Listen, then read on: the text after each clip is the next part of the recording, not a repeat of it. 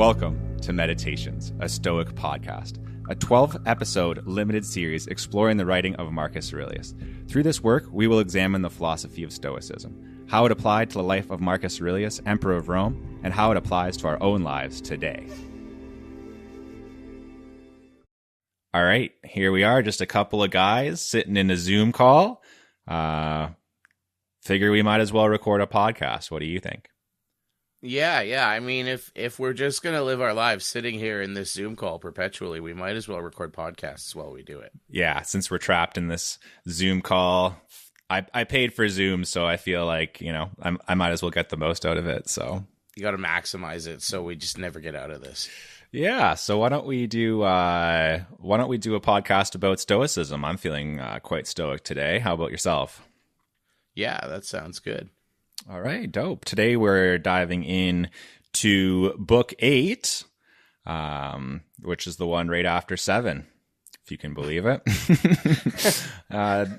What did you think about this week's chapter, Devin? I thought that it was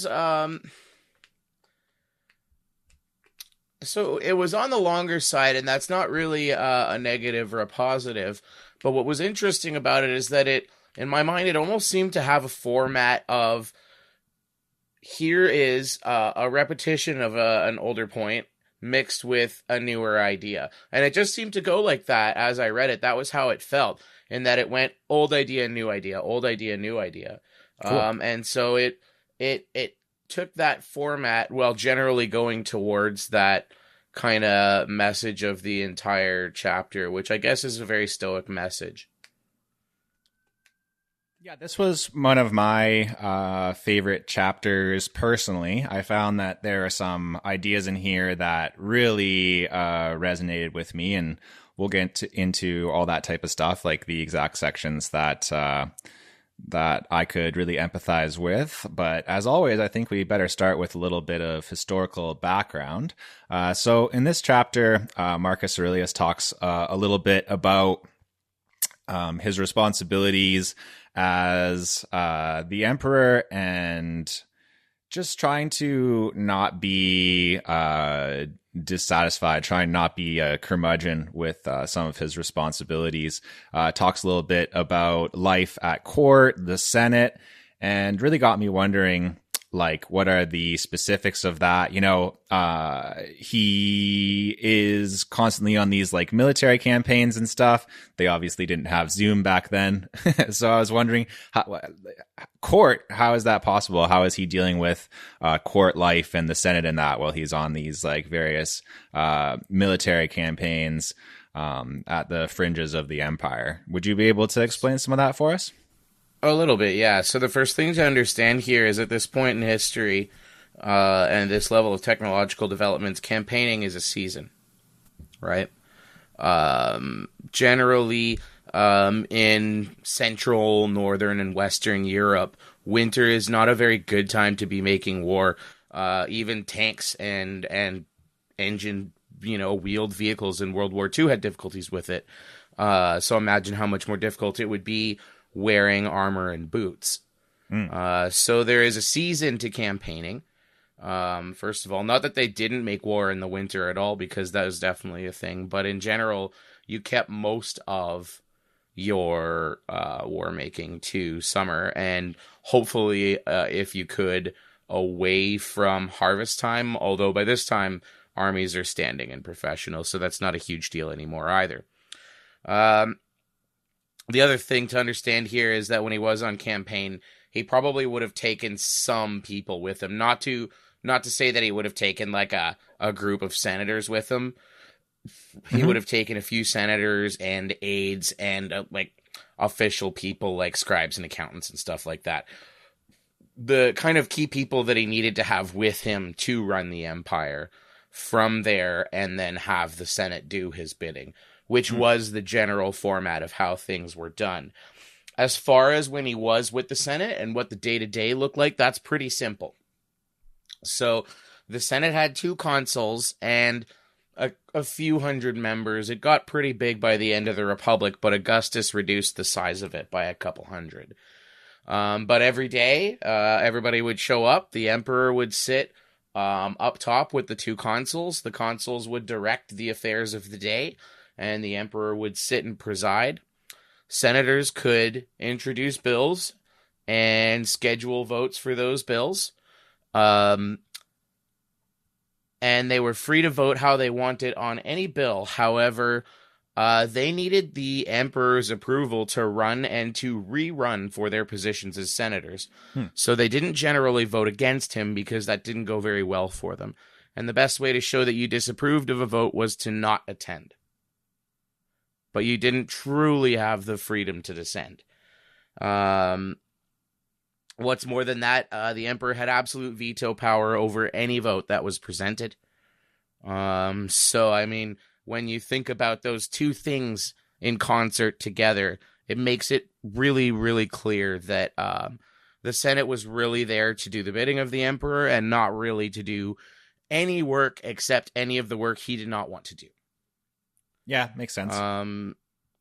There was also a little bit of a taking away of power from the average people themselves, and by that I don't mean the plebeians, but citizens. They removed direct democratic votes on anything, and even started to preside over criminal trials eventually. So the Senate was left to dealing with small things. As individuals, a lot of them were very powerful, but as a group, they had no power, and they were mostly there to do work. Yeah, so as it was an illustrious career for rich men. Yeah. So as the emperor, like, you did have obviously like quite a bit of autocratic power, but like anything else, like, you would still have to deal with a certain amount of politics. And when I say politics, I mean like, you know, kind of the way it's used in the sense of like office politics, dealing with various, you know, people's personalities, they're like just basically being difficult and, you know, being selfish and wanting their position to be acknowledged, and managing all that type of thing. I can imagine like would have been a bit of a drag, right? Yeah, they were the people through whom anything he wanted done had to be done. And so if he wanted things done that he wasn't going to do himself with money or with his army, then he had to convince them to do what he wanted them to do. Right. Hopefully not through violence, but that definitely was never out of the question for a Roman emperor. For sure. Yeah. So, you know, Marcus speaks a little bit here. And this is like a very good Stoic idea that I think that we can all benefit from and kind of work into our own lives. This idea about like, don't ever be overheard complaining about court, even to yourself, he says. Basically this idea like applied to us, right? Not that like any of us are probably dealing with a court or whatever, but the idea that you shouldn't complain about your responsibilities, and then as well, like he says, when you're speaking to the Senate, don't be overbearing, choose the right words. Like this diplomatic way of carrying yourself, way of like taking care of your responsibilities. And realizing that if you are able to, you know, like he says, choose the right words, and kind of like baby people's egos a little bit in a way, that things are going to go a lot smoother for you, right? Somebody we used to know used to call that letting them have it your way. Yeah, nice. And yeah, I mean, like that's, as I mature a little bit, I realize that there's a little bit of that to the world. Lots and lots of people really want to have their egos stroked. Yeah. And you know what? There's some people out there whose egos I don't care to stroke. But some of them, they want it stroked over just such small, simple things that it just becomes so much easier to deal with people if it's like, well, thank you for letting me go, even though it was your right of way. You're so wonderful, you know? Yeah. Just you know, take 5 seconds, acknowledge, act like you're thankful, and then move along. And then you can bitch about them in traffic later. Totally, yeah. You can get on the podcast and bitch about whatever you want, but in your day-to-day life, try to it's what part of that thing of working with other people rather than working against them, and trying to exist in a way that's like fairly frictionless, which is a pretty Stoic idea. So I do like that. In general, cooperation is kind of a less energy intensive kind of strategy than conflict, right? Yeah. It's easier to try to convince people to be on your side than it is to just pick a fight. Trust me, yeah, and it does tend to like layer up too. If you're constantly trying to be confrontational, even if you are in a position where you may have like more power relative to that person, they can still make your life very hard, right? So, well, and I mean, power, even like if you're talking about, say, in an employment setting, power is still derived from the people that you have power over. Totally. Right? Like if you're the manager of a Walmart, but all of your staff hate you so much that they slack off and won't do a thing for you, what power do you have? Yeah, you might have the that blue vest, but the blue vest only goes so far. So yeah. You can't just choose the blue vest life. The blue vest life has to choose you. Exactly.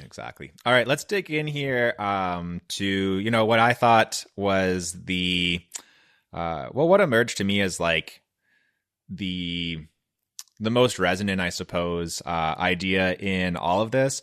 And maybe this is a good summation of the chapter itself, or maybe this is just something that like really spoke to me personally. But this idea of, don't try to picture everything bad that could possibly happen, and like, don't constantly be extrapolating in your head, right? And like, oh, well, if this happens, then like if I fill up with this gasoline at the station, then all of a sudden like my car's gonna die on the road and I'm gonna get killed by a serial killer, this or whatever, right? It's kind of a dumb example. But this is something that I personally like struggle with very much. This idea of like constantly trying to imagine in my head like these situations where like bad things could happen and it like spirals out of control, right? And it's really a way of like ruining, I think, your peace of mind, right? Is this something that like resonated with you? Yeah, a little bit. I mean, what we're touching on here is the heart of anxiety, right? Like what you've just described is the very basis of all anxious feelings. What bad things are going to happen? What things out of my control are going to happen to me? Essentially, right? And I mean, I think that most people would relate to that for sure. I mean, maybe there's people out there that say they don't, and they definitely do. And maybe there's people out there that say they don't, and they truly, truly don't. I can't be certain of that, to be honest with you. But yeah, definitely, I can say that I can relate to that. That I'm the kind of person who sometimes is looking for the things that can happen that are going to go wrong. I think as I've gotten a bit older, I've gotten a little bit better at identifying which of those things is worth focusing on and which is not. Yeah. Because like from experience, I can tell you that there are times when it is worth listening to the voice in your mind that says something could become a problem. Of course. I mean, like last week I was at the camp and we had a huge windstorm here. Screwed a bunch of stuff up. And so it was really starting to ramp up, and we had gotten a thunderstorm warning on our phones about it. And Steve came in from the rain outside, and I said, "Are the shed doors open?" And he said, "Yeah." And I said, "Do you think we should worry about that?" And he had already kind of sat down at this point, and he said, "I don't know." And I said, "Well, I'm going to go close them." And so I walked outside to go close them. And literally, I got like 5 feet away, and as I reached out for the door handles, the wind picked up, lifted the shed up right in front of me, and just shot it straight into a tree. If the wind had been going the opposite way, I'd have been crushed by a steel shed. Well, I'm sure glad that didn't happen, man. This would be a pretty boring podcast if I had to do it myself. So, yeah, or if I was in one of those like whole body casts where they have like pulleys holding your legs up and shit. Yeah. I don't know. Could I don't we know do this podcast if I had a bedpan? Is that a thing? I think it could, but there's probably people in the hospital screaming the whole time, right? And that would be a very nice experience for the listeners. It'd be hard to do a podcast with an erection. Would it? You're like, oh, I need that blood for my brain. I can't philosophize with an erection. It's impossible. That's all the screaming. Yeah, definitely. Weird. Anyways. So yeah, let's get into a few. I'm going to call this section like metaphors. There's 4 of them that I was able to pull out of this chapter, and I think that they're quite poetic. Marcus Aurelius in previous chapters has had a few metaphors that I really liked, and this book is no exception. I'll just give a brief breakdown of each one, and then it would be cool to get your thoughts, right? And yeah, maybe if you think it's a good kind of metaphor, a good analogy or not. Why don't you do the brief breakdown of every one, and then we'll talk about that one right away, rather than talking about all 4 and then jumping back. Yeah, that's a great idea. So the first one I want to talk about here, section 34, basically he draws this metaphor of a severed head, which is pretty metal to be bringing up in a Stoic work.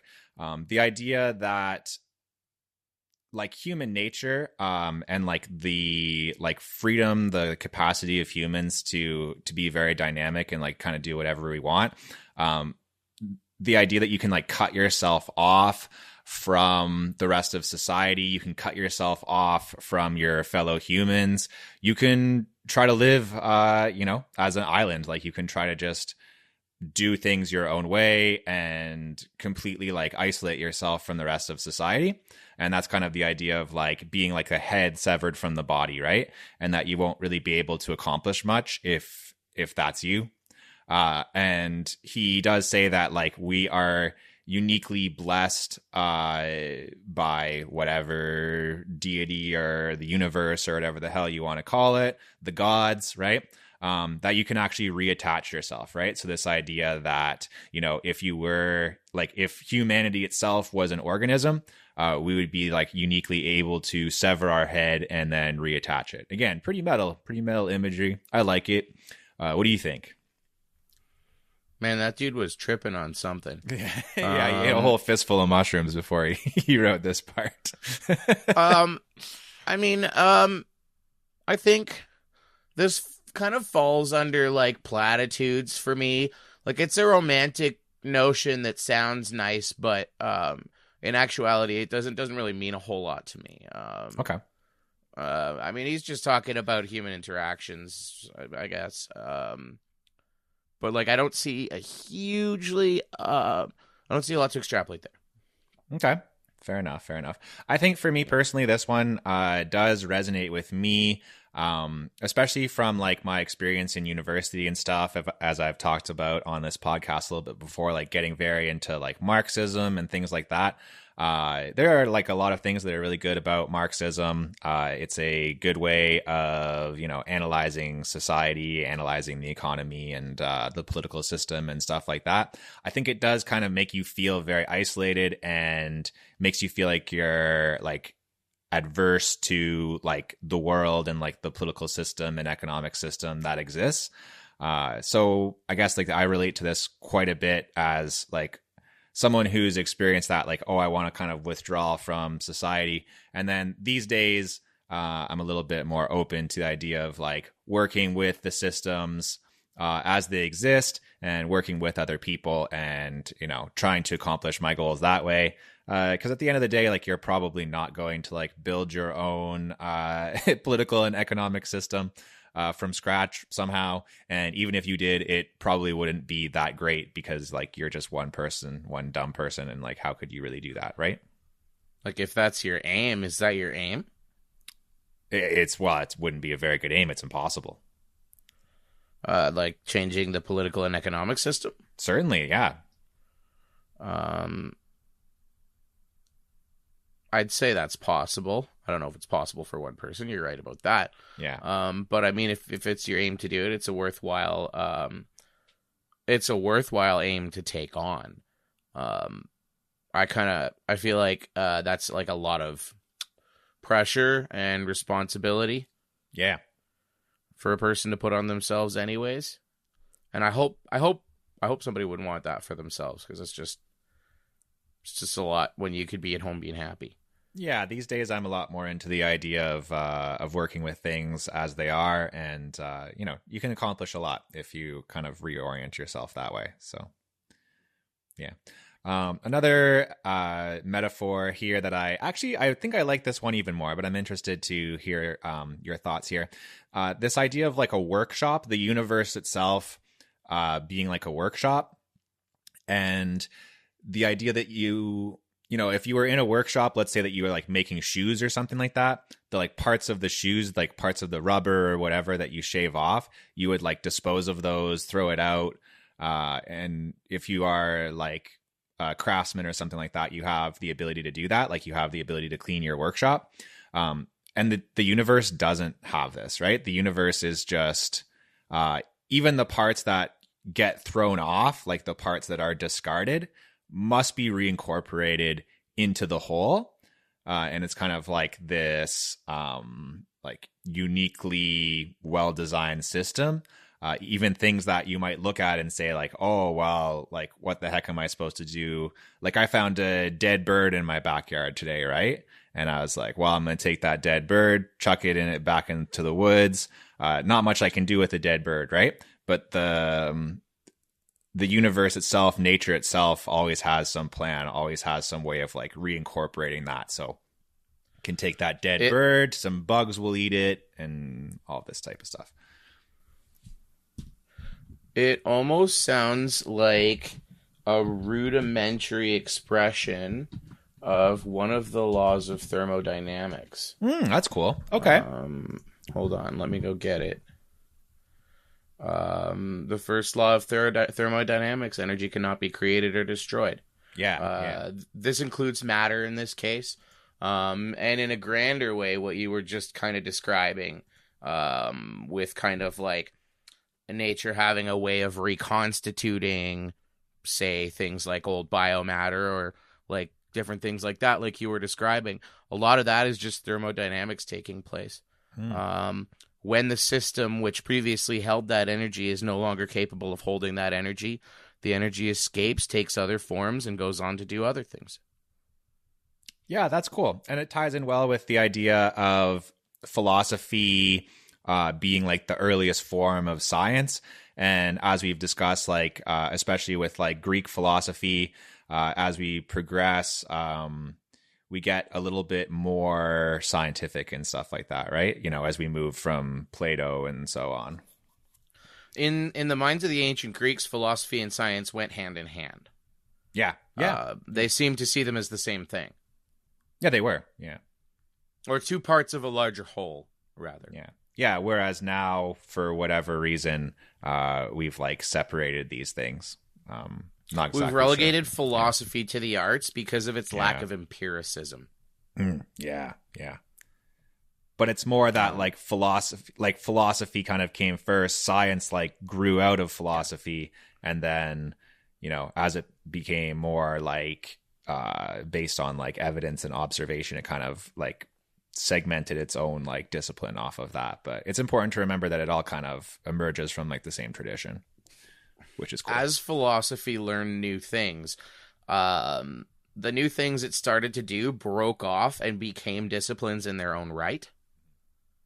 And they later formed on their own kind of a more coherent and systematic form of science. And we've talked before, like, compared to like Socrates and stuff like that like Aristotle, who came a bit later, was like more scientific in that. So yeah, I like that. Let's talk about another analogy here from section 51, or analogy, metaphor, whatever. I'm kind of using the words interchangeably here, but you guys know what I mean. This idea that like your mindset, I really like this one personally, that your mindset should be like a clean spring, right? So not like a kind of just like a jug of water, like picture like a jug of water. And if you just like shoveled a bunch of shit in there and like mixed it up what you would have is just like a jug of shitty water, right? That's not the type of mindset that you want to have. You want to have a mindset that's like a clean spring that's just flowing through. You can do anything that you want, you know? You can piss into the stream, you can shovel a bunch of dog shit in there. No matter what you do, the stream is just constantly flowing, and it will like clean all of that out. So this idea of like that, if you have like a proper mindset, it's basically, it cannot be tarnished, that it's constantly going to flow through all of that, right? No matter what happens. Yeah. It's a nice idea. It's a little vague on the specifics of how to execute, but it is a nice idea. Yeah, I think that this is really like kind of a lot of the goal, at least for me, right? And like through my own like participation in Stoicism and like trying to work on my own personal mindset. Accepting these challenges, accepting these hurdles as they come, and just like flowing past it, and trying to be like a spring. So it's pretty cool. I think Bruce Lee has some shit like this. I don't know.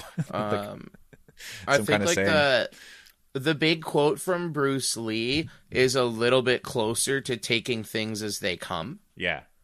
Than it is to this, but it's the be water, my friend. Yeah. And if you read the longer part of that quote, before he says that, he leads in by talking about how water takes the shape of any container it's in. And how that kind of ease of flow is what's at the center of good martial arts and like being relaxed and stuff like that. Yeah, for some reason the human mind like does really well with metaphors and analogies like this when it comes to some kind of like nebulous subjects and that.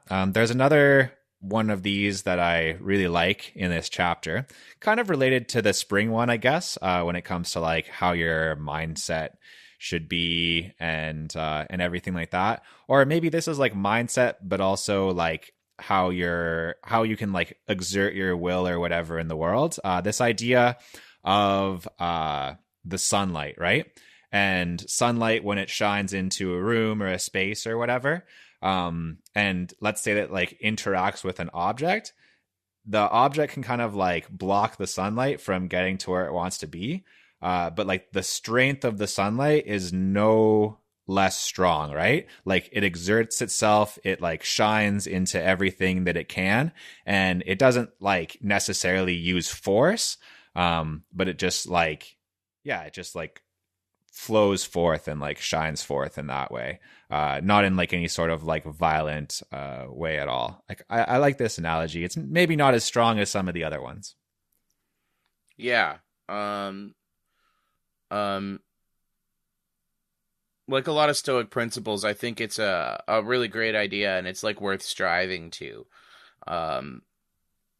What I see here are things to strive to, but not very clear instructions of how to do that.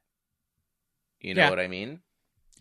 Yeah, I think that's fair. It's like a lot of like, this is what you should be, but it really isn't like a self-help book. You know what I mean? It's definitely very much like figure it out yourself kind of philosophy. Yeah, for sure. Which I think like is one of the strengths of this work, right? Because if it was so prescriptive, it would kind of be like locked in a certain time or whatever, right? And that's maybe one of the reasons why this continues to like have power and influence today is, because it's not so like specific in that way, I guess. Doesn't that just kind of make it like a horoscope? Yeah. I choose not to think that it is like that. Some people, I think that you can like, if you did like take these things and apply them to your life, I think that it's going to like yield a lot better results than what you would get out of a horoscope, right? I'm not talking about results here. I'm just talking about like, so if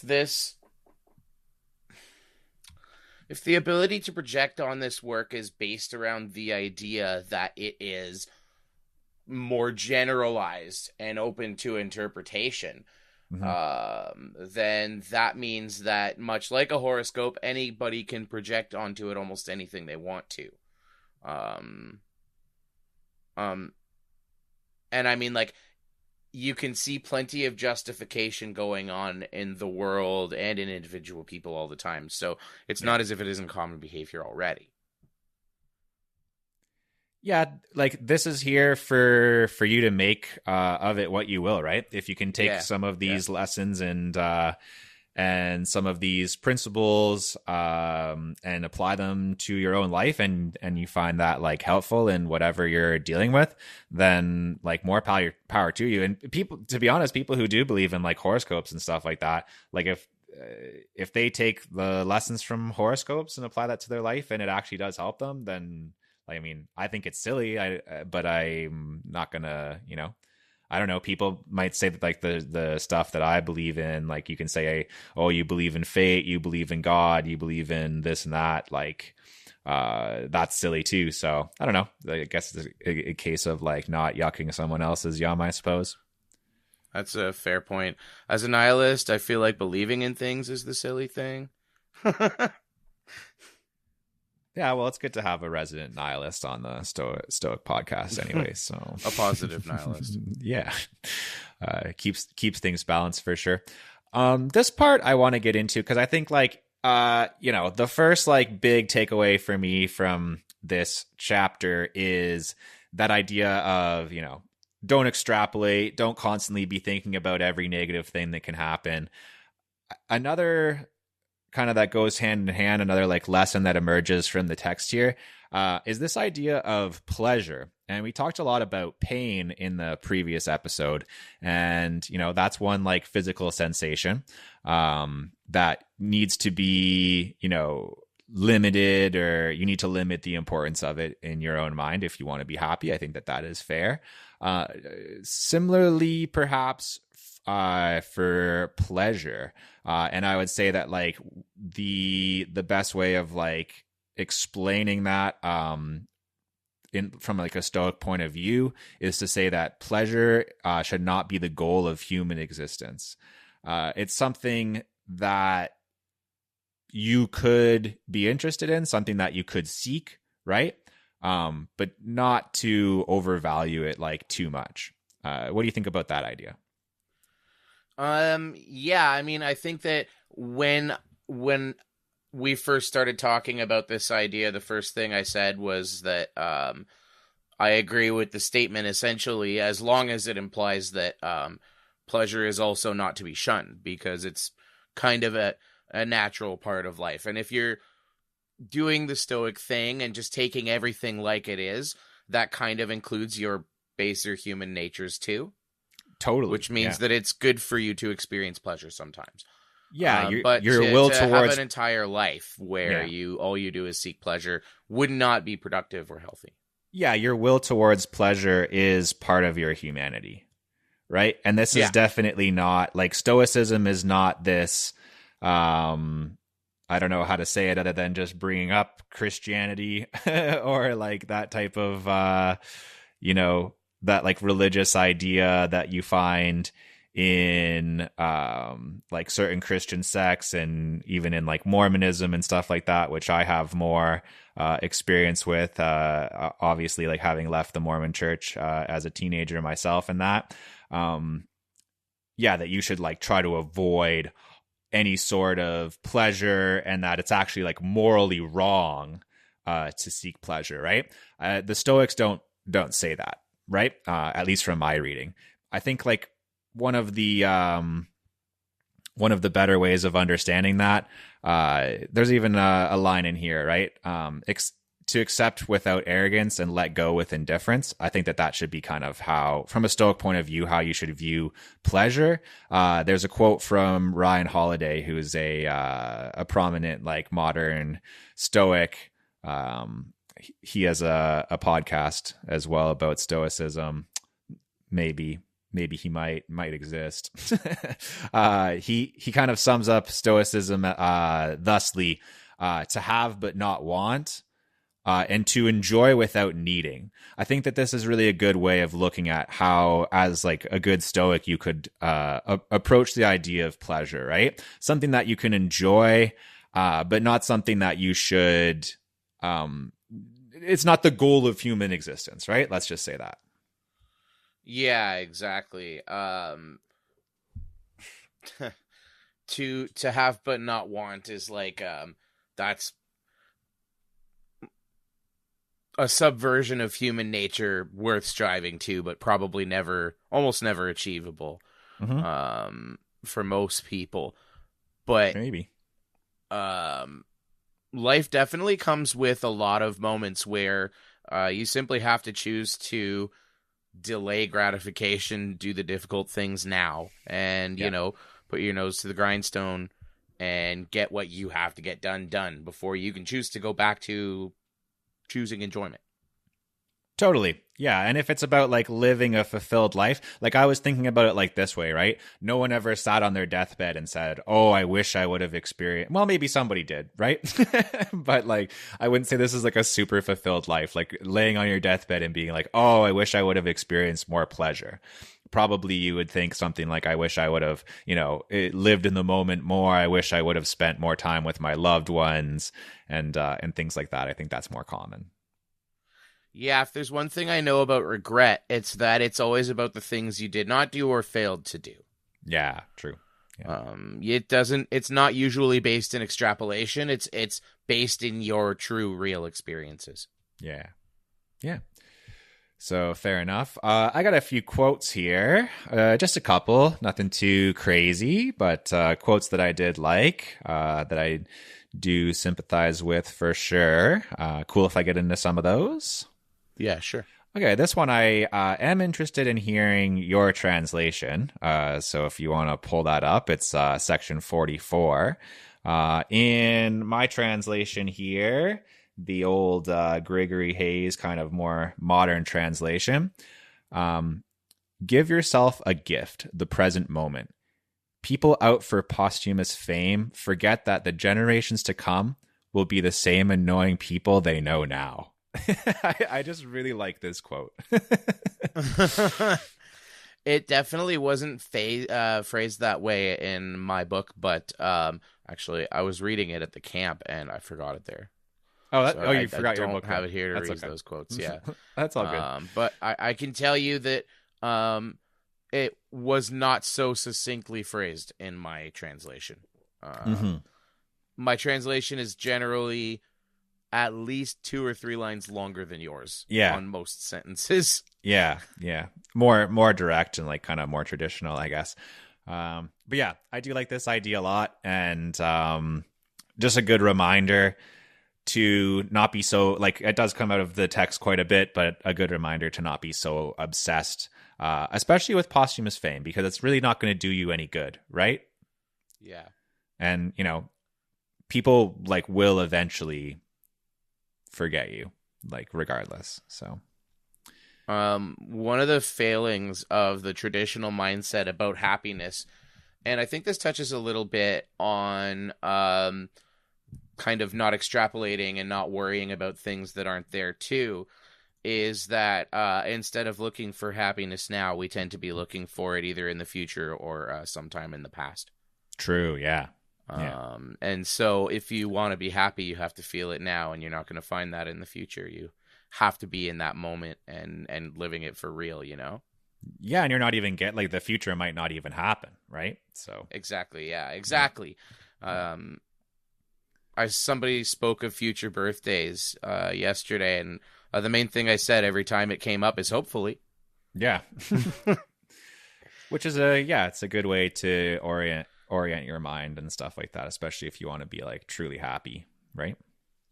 Yeah. When I started living as if I was going to die tomorrow, I kind of started doing a lot of the things that I had wished I had done before. Yeah, true. Yeah. And living more in the moment and appreciating your life for what it is, right? Yeah. Yeah, for exactly. Sure. Another quote here that I quite like, the mind without passion is a fortress. No place is more secure. Once we take refuge there, we are safe forever. That's from section 48. Similar to some ideas that we've talked about in the past, right?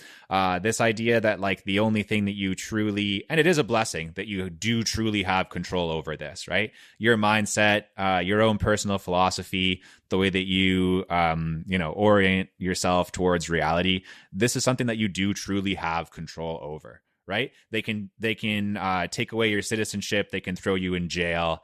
Anything can happen to you. If you decide that you're happy and you decide that, you're going to have a positive mindset in that situation, then you do have that. You always have that freedom. You always have that gift. Nobody can take that away from you.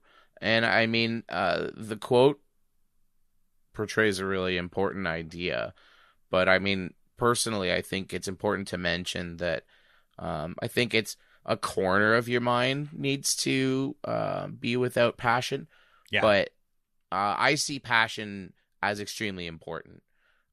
It's what drives us to do, the kinds of things we wouldn't normally do that don't always have a direct benefit for us sometimes. Mm-hmm. But either the passion for the craft or for taking care of the people, around us, whatever the case may be, there are all sorts of different forms of passion that drive humans to do extraordinary things all the time. And so I think it's important to maintain that while also being able to be dispassionate. Yeah, and the idea of, and we've discussed this a little bit before, the idea of like passion and how it's being used here could be different from the sense that you're talking about. Like, I have a passion for photography, or I have a passion for podcasting or whatever, right? Like, that's probably a positive thing. The idea of passion as being like an overly intense emotion or whatever, whether that is like a very intense like anger or just like hysteric happiness or something like that. Like, these are kind of bad things, right? At least according to passion is Stoicism. emotional enthusiasm. Yeah, true. Yeah. Right? So if you're not careful with those types of things, I think it can definitely derail you. Yeah, absolutely. Like I said, there needs to be a balance between these two things. For sure. All right. You want to do the point of this podcast and try to apply some of this stuff to your own life today? Yeah, let's take a look at it. So what are some of the strategies for dealing with worry, anxiety, preoccupation? Do you have some strategies that you personally use? This has always been a difficulty for me. If I had to say there's specific strategies, it's burning my energy as much as I can is really helpful. Making sure that I take care of myself and get proper sleep and eat properly and take care of things like my breathing, attending to small details. Not only does it provide positive benefits, but it's also mindful kinds of things that I have to do, which can cause me to externalize, which can be really good for these sorts of things. So thinking about things outside yourself basically can be a really effective way to mitigate worry and anxiety. Yeah. Yeah, I like that idea of like using up your excess energy. Like, that's sometimes when I'm the most like in the moment and just kind of like, immersed in reality, just like purely living, is when I am like a little bit like after a nice workout or a good run or whatever, when you've kind of, or to be honest, sometimes when I'm like hungover, I'm like a little bit more in the moment, right? And not kind of overthinking things. Not that my advice on this podcast is to be hungover. But anyways, this is be a horrible way to live your life. Yeah, a lot of people do live that way. But anyways, fair. Yeah, somewhere between drunk and hungover a lot of the time. But just another one of those things that you need to have balance. One strategy that I have come across is the idea of basically like if your mind goes to that place where it's like, this bad thing could happen, that bad thing could happen. So just kind of think about it like this. Be like, yeah, that will happen. Like and when it happens, I'll deal with it the way that I always do, right? So if like a good example is like, let's say that you're going to the airport, right? You should say to yourself, I will get singled out in security. They will open my bag. They will go through it. There will be a problem with my boarding pass. There will be an issue with my ID. They will lose my bags. right? And just be like, it will happen. Yeah. And then one of two things is going to happen, right? That bad thing that you are so worried about happens and you're prepared for it and you're going to handle it, or it won't. And then you're just going to be massively relieved because you've basically set yourself up for that by being like, oh shit, like this really bad thing is going to happen. And then it doesn't. And then you're just like, oh great, I feel a tremendous sense of relief.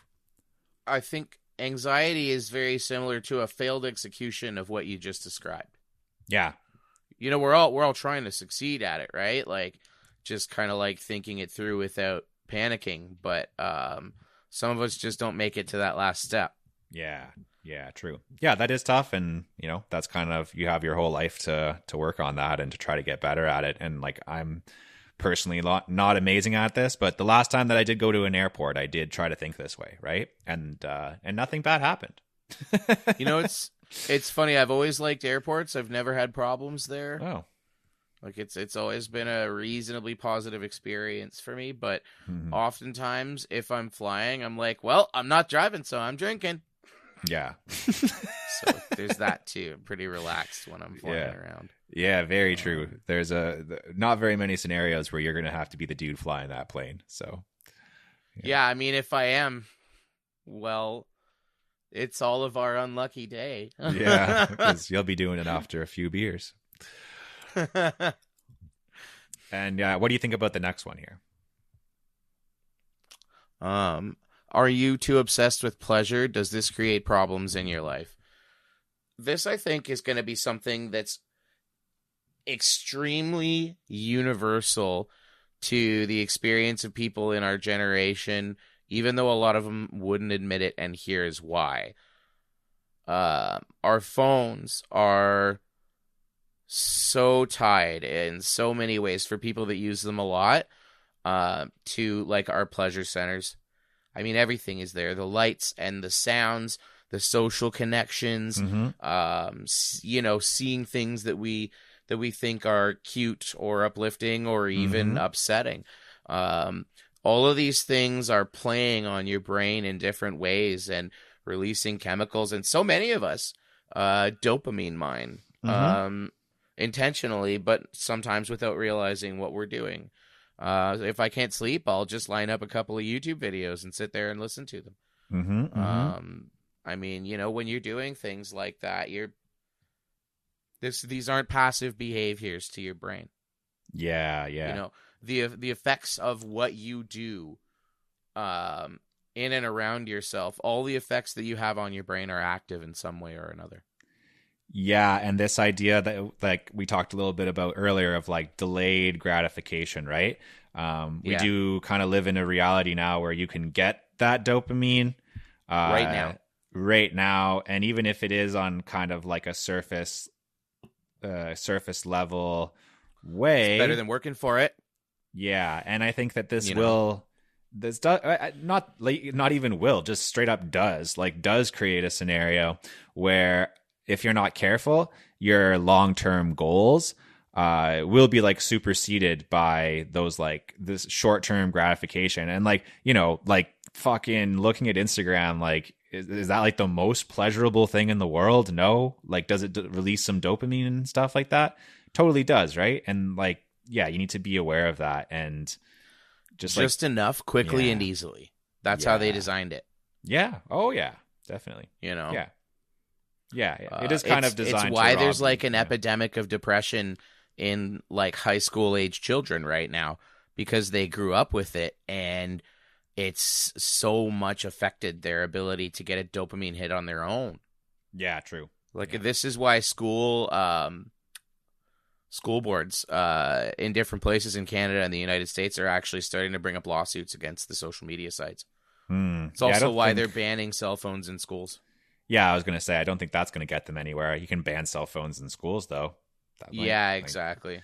That might be a way of going about it. But yeah, anyways, just like be aware of that. And it doesn't have to be phones. It can be anything. It can be like alcohol and what you talked about earlier and drugs and whatever, right? Like that you should at least be aware of the consequences of these things. And yeah, that idea that like a pleasurable life isn't necessarily like a life well lived, right? So it's not going to be fulfilling. yeah. You can chase pleasure your whole life, and if there's something more you're looking for, that's definitely never where you're going to find it. Yeah, 100%. All right. Well, this has been a great episode. I think that Devin has a little bit of homework to give all of you guys, so I'll let him do that. Yeah, so you're going to make a list of times in your life that you made problems worse by trying to anticipate them. Yeah. There's a YouTube video. It's probably one of my favorite pieces of visual imagery in the whole history of the wide world. And I think it's in like Ohio or something like that, where a whale washes up on a beach. Yeah. And without putting too much thought into it, the highway construction crew is like, well, I don't know. What if we put a couple tons of dynamite underneath it and see what happens so that the crows don't eat it? Yeah. And so they blow it up, and giant chunks of whale meat and blubber rain down from the sky like disgusting, slimy hellfire, crushing cars and causing like a general mass exodus of all the people who had come to watch the explosion. Did a fairly reasonable amount of damage. And I was slightly wrong earlier. They were hoping that the crows would eat the smaller chunks rather than the whale sitting there. But the explosion was so large that the crows and the seagulls and stuff, not a single one of them came back to eat any of that. Yeah. And so by anticipating a problem, they made it much worse and much more difficult to collect and clean up, I would assume. Yeah, certainly. Did make for a pretty funny YouTube video. And if you just go on YouTube and you search exploding whale, it'll be you'll get it. You'll get it. I watch it a couple times a year. Yeah, I watch it every day now. That's what I live for. Yeah, just as a reminder to myself. So yeah, think about that. Think about some times in your life that you've exploded the proverbial whale. And we'll leave you guys with this quote from Epictetus: "Don't seek for everything to happen as you wish it would, but rather wish that everything happens as it actually will. Then your life will flow well."